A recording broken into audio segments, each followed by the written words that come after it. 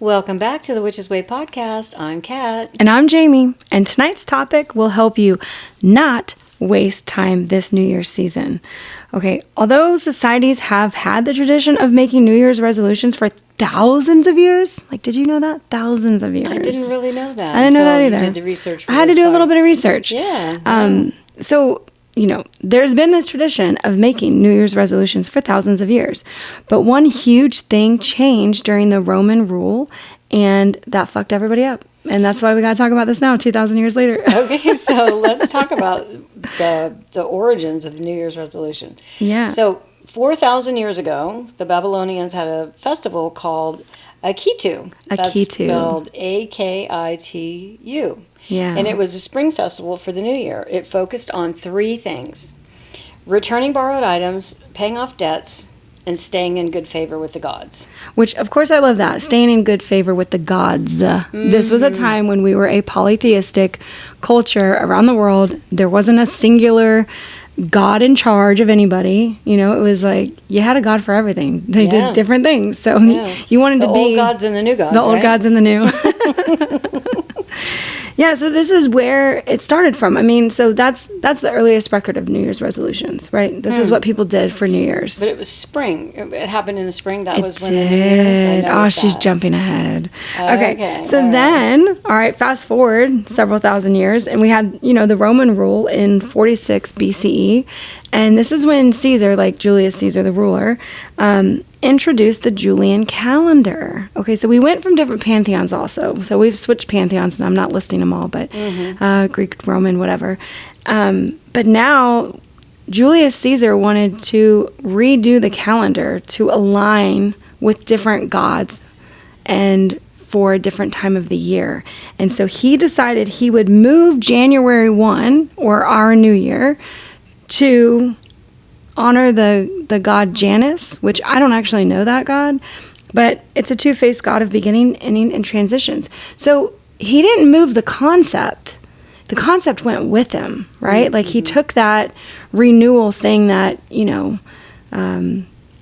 what comes around goes around, the death and rebirth, but he moved it in the agricultural year. Well, yeah, because he's honoring the two-faced God of beginnings, endings, and transitions. So that is literally how we define our new year. Like we mark it as the beginning point of a year. Yeah. December 31st as the ending point of a year. Yeah. And then it's always a transition. But so fast forward again to the early 20th century, and society became more secular. Resolutions shifted away from spiritual growth and focused on personal improvement like health, wealth, and habits. Now, we're probably all starting to recognize how we currently see the new year, right? Yeah. What happened after the post-war baby boom? Oh, gosh. So the idea of reinventing yourself. So it just got more and more popular to have this, like, January 1, new you, and I had to look this up because I'm like, where the fuck did this originate at? Who decided this was going to be a thing? Well, that idea of reinventing yourself gained so much momentum during the self-improvement craze in the post-war America. This era saw resolutions tied to consumerism. Boom. That is where spirituality goes to die, is in consumerism. So this is gym memberships, this is the diets and the self-help products and make your life easier and get a fucking microwave and why work harder, work smarter. And now we're trying to reinvent ourselves. So that brings us to kind of the present, which most of us on this call, or at least remember the 70s or know 70s the 70s to present. Yeah. So 70s to the present. Resolutions became a pop culture phenomenon. Isn't that where spirituality goes to die? Fuck. It could be revived, though. Okay. I feel like it could be. I feel like these two things, consumerism and then pop culture, is they're so far removed from spirituality. It is. But anyway, the pop culture thing was often linked to fitness, weight loss, and productivity.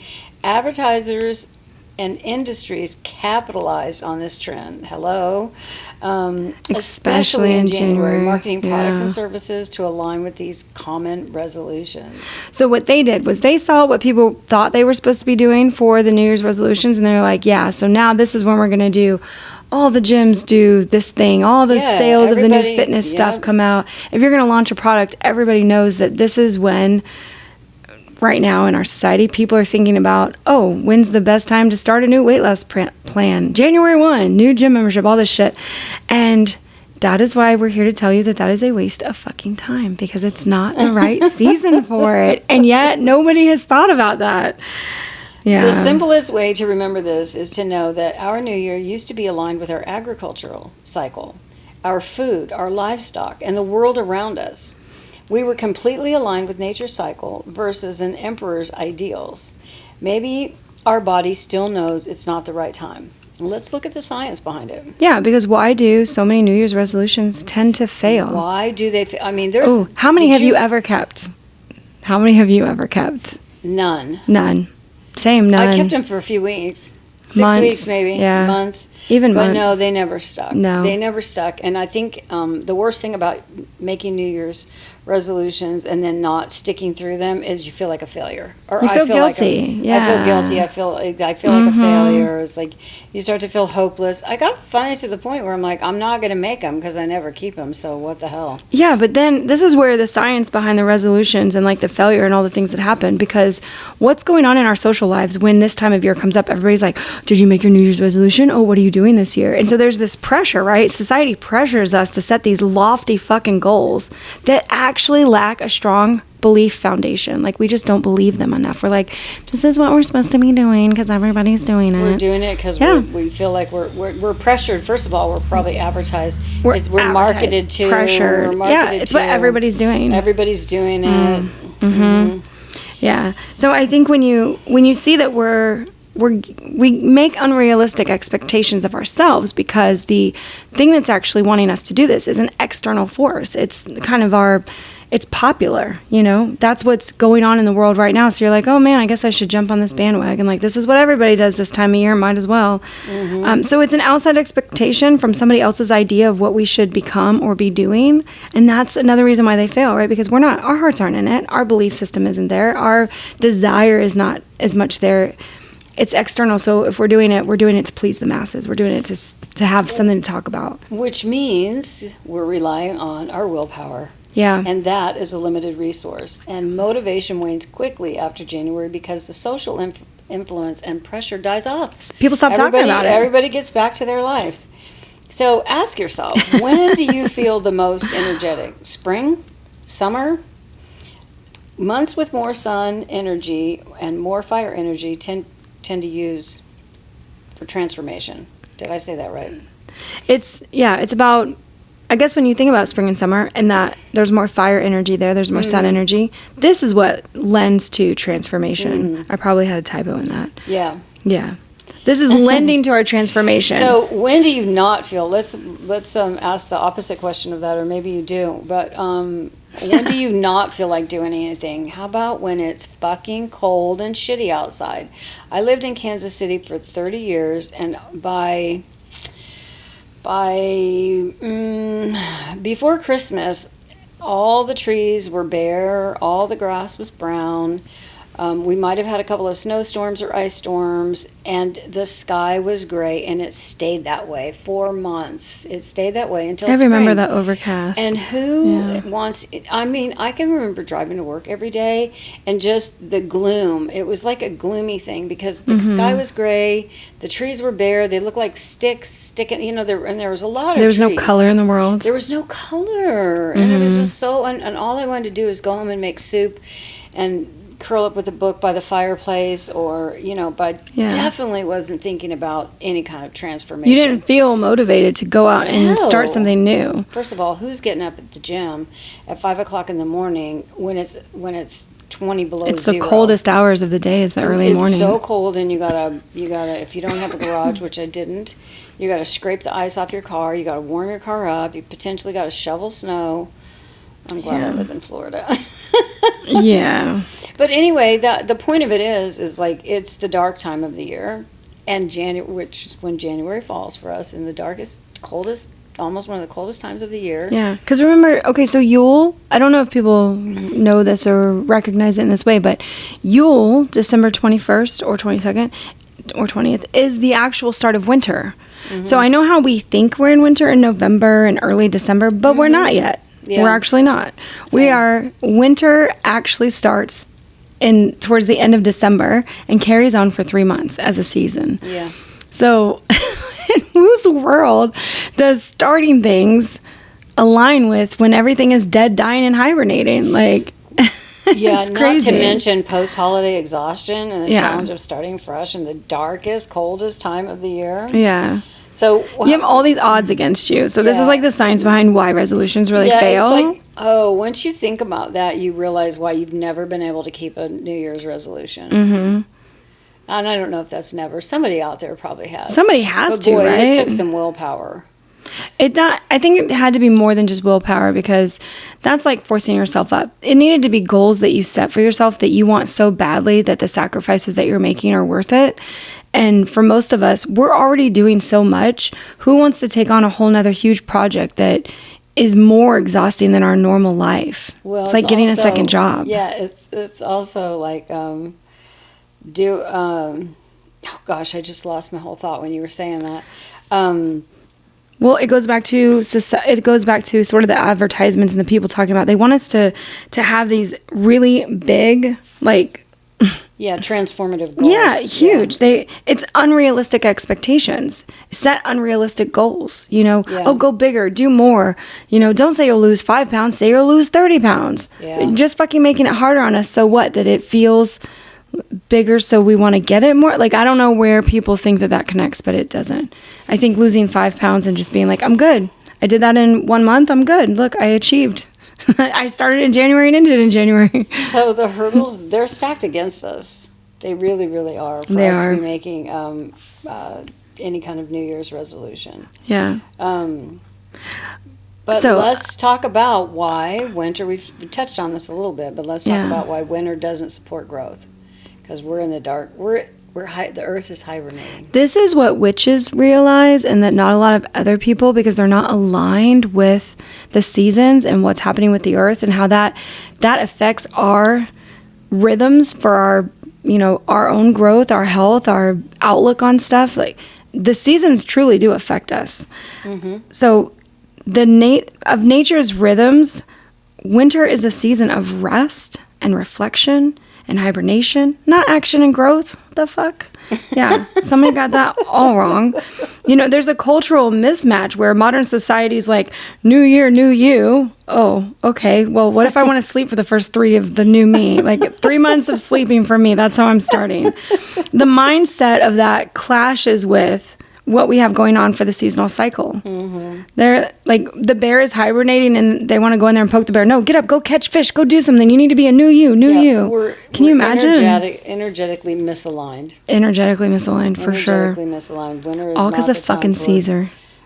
Starting, feeling forced to start these physical transformative projects when you should be resting and reflecting.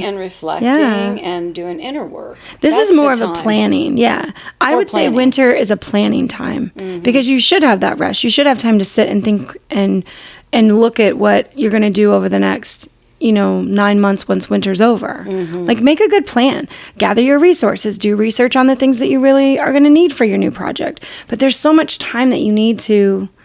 planning, what is it? If you fail to plan, you plan to fail. Give yourself more of that planning time. Winter for me is that planning time. That is, although Florida doesn't have a true winter, but there's a lot of stuff that I have to start indoors, for plants, and I have to plan that out. So I know that I don't want them to be half grown and they're not ready to go in the ground yet, because then that's just more transferring into new pots, bigger pots. So there's this planning thing, if we're looking at agriculturally, why this is significant, that flows into our own lives as far as, rest, recovery, reflection, planning. That's the winter time. It's a good time for shadow work for all of you. Definitely. Because you got lots of long days and quiet times, and it's not long days, it's shorter days. Short days, long nights. Long nights. Yeah. Is what I meant. Lots of dark. Dark. Candlelight. Lots of dark candlelight. Sitting by cozy candlelight. Sweaters, cups of tea and journals. Yeah. That's why it's energetically misaligned, because it's forced. Mm-hmm. They don't match. Somebody needs to call all the advertisers and tell them that they're fucking up. I mean, seriously. It's a fad, though. That's why it's such a fad, because it truly doesn't align with what we need to be doing. What our souls need to go through that. Yeah. So now we understand really why winter isn't the best time for the bold new beginnings. Let's explore what we can do instead to set ourselves up for future success. We can start by aligning our goals with seasonal energies. Yeah. That's something we talk about a lot in witchcraft. I think that's the witchcraft way. It is. You know? It really is the witchcraft way. You know, to align yourself with the cycles of the earth so that you give yourself that same allowance to have a rest, to plan and to grow small and then get bigger, go full, then harvest what you've grown and then start over again, you know, with anything that we do in our lives. So I think that using wintertime for reflection is the most helpful. Like all the big shit is out of the way. Okay, so we had all the big holiday flush. Like you've done all these things. You've been to parties. Now at the new year, because everybody else is going to be off at the gym and doing whatever, you can be at home and you can be reflecting on what truly matters to you and what you want to grow for the coming year. And I don't think that should be done in a day. That's another thing where it's like the January 1, make a resolution. You need time to plan and sit and think with like what's going to happen, what you want to bring in. We're always in such a rush in our society anymore. Like everything's like hurry up. Pressure, yeah. And it puts pressure on us all to get things done in a short amount of time. And for something like this where we're really trying to take advantage of the time of the year, the quiet time of the year, we have the 3 months. Let's take the 3 months. Like let's use it. Yeah. Like the earth takes 3 months to rejuvenate. Well, even though everything is dead, and when I think about Kansas City and everything's dead and it's gray, there's actually stuff going on underneath the earth. There's life there. There is stuff happening. Yep. And we should honor ourselves and allow our own selves, our own spirits to connect with that. Just as the earth rests, we're invited to rest and reflect on what truly matters to us. Like the earth needs it, so do we. So do we. We are of the earth. And we don't give ourselves that. I feel like we get pressured a lot from society to go constantly. And so we forget, society has forgotten that we need time, we need downtime. Yeah, we need rest. Stress the fuck out. Yeah. You know? That's burnout. I mean, that's what happens. Yeah. The practical tools for reflection, too, are always like journaling. And I think that that's something that does come with New Year's stuff. I do see a lot of good journaling prompts or journals that come out, planning tools. That is something that I would, move towards rather than buying memberships. Planning tools, making something that feels authentic for you, something you love to use. My thing is when I have journals, I want them to be fucking pretty and artsy. And so like half of my time is spent writing shit down, but the other half is spent doodling and putting my washi tape on and stickers. And then like, drawing some little moons and stars and whatever on those pages too. Cause that's what makes me feel good. That's part of my process. And I want the time for that, cause maybe I'm not currently painting or putting anything together, but if I'm journaling, I'm still being artsy. And that's like therapy for me. Mm-hmm. Yeah. I think with good journal prompts, you can pick situations out, hard ones, easy ones. What worked? What didn't work? What brought you joy? What drained you? And when you start reflecting on your connections with people and how those situations went, this is where we really get into personal growth. The more that you understand yourself, the better that you can be for yourself, the better you can show up for yourself. Then you won't be making these unrealistic goals and setting yourself up to feel the failure or the guilt of, not completing something. I like to visualize and meditate. I mean, I don't do it a lot anymore. I visualize all the time, but meditation, I used to do it like with music, sitting, sometimes get a comfy, blanket, but always sitting up, never laying down because I would fall asleep. I'll put myself right the fuck to sleep. I don't know if anybody else has that problem, but I had to find a comfy chair to sit up in because otherwise I could fall asleep. Yeah. Yeah. Visualizing your desires for the year ahead. I think that's, that's part of the planning. Board, a fun calendar that you can mark things on. Mm-hmm. Something pretty that you can make, where you can add stuff to. That I had a vision of that as you were talking about, like a planning thing, like making something like that, like a big calendar. Nobody does that anymore, but if you had the space for it somewhere and just think of the things that you could add to it and, you sort of plan out your year. And I saw maybe an Instagram ad or something where it's this big ass wall calendar. And so it's like all the weeks, weekends, the months, everything. She had it. It's a big, I don't want to say it's a graph, but it looks like a graph, I guess. And she was showing how she fills everything in, like each weekend, and where there's family events and there's holidays, and so she kind of gets to see where there's days that there aren't anything going on, and then she plans for that. And I was like, wow. But it's big. I mean, it's like the size of a large screen TV, large flat screen TV. Yeah, but it's all in one place. So each block probably has like a little less than a whole hand. Yeah. Like as a square. That's nice. It's pretty large. It's not like a little tiny space. It's not tiny, no. You can do a lot of stuff there. And I'm guessing it just goes on a wall and you write on it with like dry erase marker. I don't know. I like the idea of decorating it though. You can put little stickers and things on there. And just sticky notes or mantras or whatever. Just all kinds of stuff. That would be fun. I think I was going to say calendaring in, but I'm not sure that's quite a word. Penciling in on your calendar. Yeah, putting it in on your calendar. Making time for the shadow work through different seasons, For me, I already know my cycle through the year. Like, I have a couple of significant death dates. Those fall in times when I should be happy and productive and doing stuff, and yet I know for that week, I need downtime this week. It's like, nope, don't plan anything big during this. I know emotionally I'll be drained. I know emotionally I'll need to really, stick to myself. Yeah, withdraw, kind of, just sit with myself still to process that every year. So I like that. For me, I actually can work in some of my time when I know I'm going to do shadow work, because I know things are going to come up during those times when I've lost people. Yeah. So the other thing we can do is prepare for growth in spring. If you don't know what to do with your 3 months, start looking forward to March 20th through 22nd. That's the beginning of spring. And think about, all right, from March, what do I want to do? This is where I think people, so we go from like the beginning of the new year where they're going, oh, get a gym membership, do this, do that. And then in March, it's like, get bikini ready. That's it. Oh my gosh. Yeah. Get Every time. Ready. Yeah. Yeah. So you can start planning for goals that you might want to start in March, before the summer hits. I know for us, January and February are pretty cold months. March, we can get some really cold days. Sometimes, sometimes they're warm. It's getting warmer. The sun's I remember coming here in March and getting a sunburn. Yeah, but you're from Kansas City, so I was. Back then, you had Kansas City white skin, so you didn't even have your Florida base tan yet. That is some white skin right there. That's like all winter long, never seeing the sun. Mm-hmm. That's paper white butt. Yes, very. So I'm not surprised that you got burnt, but for us who live here, March is not the time you can get a tan. I took the kids to the pool. I think when you lived in, I think it was in Lakewood Ranch. You lived, I think when you lived in the apartment in Lakewood Ranch, and I took all the boys to the pool, and I stayed out there for just a couple of hours, and I got sunburned. You got burnt. Oh, I did. I'm so sorry. Me too, because I was not expecting that. But the sun is getting closer to us. The sun has started moving back from across the sky. Yeah, across the sky, so it's getting closer. So it's getting stronger, but it's still cold in a lot of places, including it can be cold in Florida.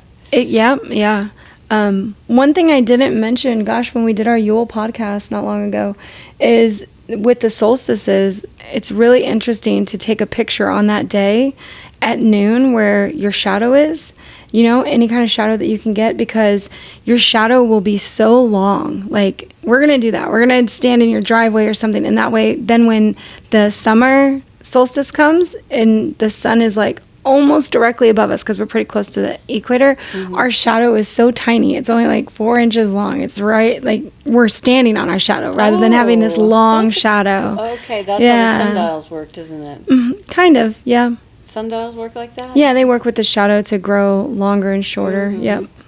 Yeah. It's, I don't know. That's seeing it. You can really see it when you're like, here's a picture of me when it's the winter solstice and winter is starting, and then here's me when it's so often we don't summer. We don't see these things because it's all happening above us, it's slow. And it's a slow transition. We're busy with our lives, and we're just like, I know. We're not paying attention. You have that one saying that I think is so funny where it's contemplating the fuzz in your navel, right? I love that saying. It's so fucking funny.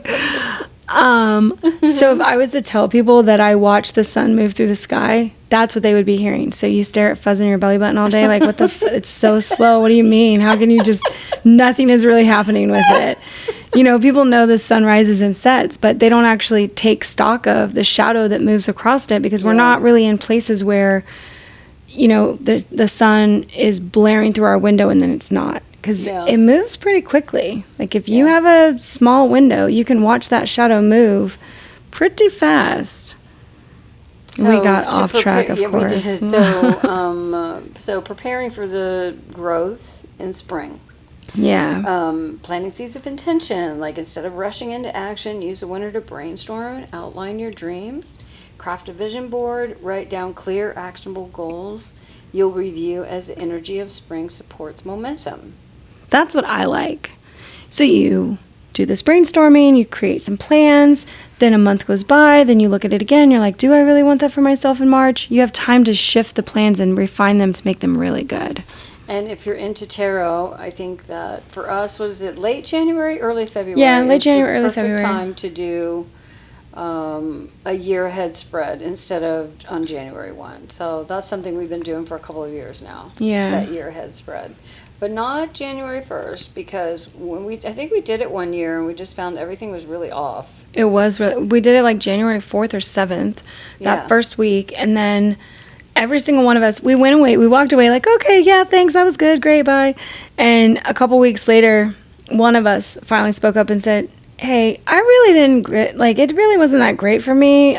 Would you consider, would you want to redo it? And then all of us spoke up. We're like, I didn't feel mine either, really. And why we weren't just honest right when it was all going on. Maybe we needed that little bit of time to happen. Reflect. We needed some time to think back on those cards that we got. Is this really the direction? Yeah. But also I feel when we do it a little later in the calendar year, that I like to see if the first card that represents January really represented January. It's almost like you get that first card to say, here's how your January went. And then you're like, yep, the rest of the cards got to be right then. Having faith in that. Yeah. So the slow planning part is what I like of, waiting. Taking advantage of really, the winter. Taking advantage of this downtime, the Earth's resting period, so we can rest too, and just slowing things down. Breaking it into manageable chunks. When you set your goals, break it into manageable chunks. Also smaller steps. So instead of having one huge goal, you really have 10 small goals, and each one precedes the other one. So I like it that way. And then, of course, go ahead. No, I know. I want you to say it. Working with sky cycles. And oldie but goodie, we're always working with the sky cycles, whether it's the lunar calendar, whether it's the solar calendar, the zodiac.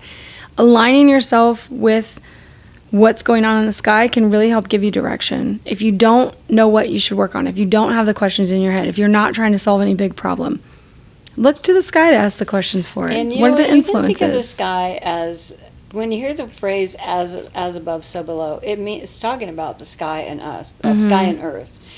And you can think of the sky as a cosmic mirror, because it really is a reflection of what's going on down here in in time on Earth, what's happening up in the sky. Yeah. I'm starting to study astrology, which I plan to eventually teach a class on. Love that. And so when I read that the sky is like a cosmic mirror, and I was like, wow, that's really a trip. I never thought of it like that. So there's a lot of stuff going on in the sky that you can align with, that you can do your rituals around, releasing rituals with moons, or harnessing a moon energy that aligns with your long-term vision, or zodiac energy. And you can even spend winter learning more about this. I think the winter is a good time for learning, because you're indoors. Because you're indoors, and you have more time, because you're not on the go. As soon as it starts getting light out, or lighter and warmer, I feel like we're all ready to get outside. Yeah, definitely. I mean, that's what I've always seen. I don't know if anybody doesn't feel that way, but well, and as it gets warmer, there's people start having more activities, so you're invited to more things. You have things on the weekend, and there's more parties. Then you've got summer coming up, and now everybody's like, every weekend needs to be fun and partying because it's the summer. And taking advantage of that. The kids are out of school. We don't have kids anymore, but I remember when the kids were out of school, you were planning stuff because the kids didn't have school for 3 months. Yeah. You're like, oh, what am I going to do with these little shits to keep them busy? Keep them busy and out of trouble. So what we want to do is work with nature, not against it. Definitely. Yeah. Aligning with that seasonal energy, it's just like the nature, it's thriving in cycles. So I want you to list out what your own cycles look like. That's why we asked in the beginning, when do you feel energized? When do you feel tired? Like, when do you need to rest? Winter is for rest, spring is for growth, summer's for flourishing, and fall is for harvesting. Like, does that align with how you work through your year? It may or may not, but this is where I tend to fall into what's my goals over the next 3 months, So now I'm in that rest period. And by resting, I'm planning. But it's a rest because I'm still indoors. I'm not moving a lot. I'm not physically creating anything. And then spring is for growth. This is where all the planting comes in. And now you're getting out and all the creatures are getting out. Summer's for flourishing. Fuck yeah. Planning trips, going to the beach all the time, being in the pool. We have a very steady routine in summer. And that is, we get up, we walk the garden in the morning, we both go to work. This is me and my husband. I wish it was me and my mom. Not instead of, but just also. And then he comes home and it's like, it is 4:30 and we are ready to get in the fucking pool because it is a hot day. And it's like, yes, relaxing in the pool, and we'll probably stay there till 6 o'clock, 7 o'clock maybe. And that could be any day of the week. We just know that pool time is all the time. Yes. Sometimes Kat will come over for lunch. She'll be like, I'm coming to the pool for an hour. Mm-hmm. And that's very nice. Yeah. So that's the flourishing. Mm-hmm. And then fall for harvesting. Again, looking back over what you've done with the year, what you've learned, what went well, what didn't. When we say harvesting, we're not talking about like going out into the fields because we don't do that anymore. We're talking about taking stock. Yeah, taking stock in what you've done, where you are in your year, what you've achieved. Maybe some places where you didn't quite reach, do that thing that you thought that you wanted to do, and as you put that on a shelf and wait for the winter to revisit it, maybe is that something that you really want to commit yourself to in the next year? You don't have to think about it then, but kind of taking stock of where you are is the way to think of fall in terms of a harvest. Mm-hmm. Yeah.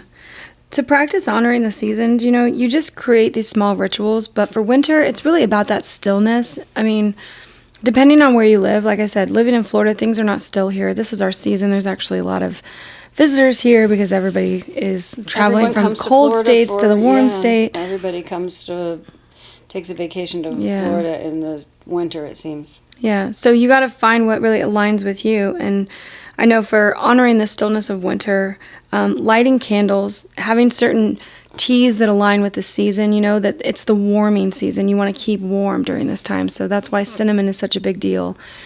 Baking and stews and these warm comfort foods.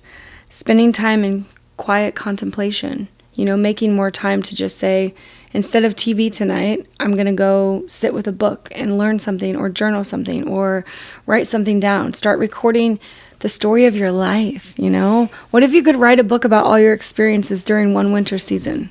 Just get them all out. So I would say celebrating in small symbolic steps like cleaning up your spaces and organizing areas. It's a way to prepare for that renewal of spring. That's kind of what you're thinking. Imagine you are preparing for the goddess of spring to show up at your place. What are you going to do to make it ready and available for her? I think that there's magic within manifesting with the seasons when you're in sync also, because you're reflecting what the earth is going through. So when we are thinking of crystals and candles and all the things that we use as tool to kind of enhance our practices, imagine connecting with the whole the hemisphere that we're in, right? Or the country or the area that you're in. The whole fucking thing is going through the same thing. So this is a powerful tool that you can kind of absorb of all the land around you is going through the exact same thing. So setting intentions to build that inner strength and preparing to manifest in the active seasons, like drawing in the power of that quiet, dormant energy so that when spring is ready to bust through with life, it's like you've gathered it all up. It's stored within you. Yeah. You can do this with tarot, spell work, focus on clarity and visions to guide your journey. When we slow down and embrace winter as a time for inner work and preparation, we set ourselves up for more action-oriented seasons ahead. By working with nature's cycle, instead of forcing against them, we can create lasting change that feels aligned with our true selves. Yeah, New Year's resolutions, remember, they're failing because they're misaligned with the psychology of us and like the energy of winter. There's power in the natural rhythms of life around us, okay? Use winter to reflect and rest and set meaningful intentions so that you are ready to take action when spring arrives.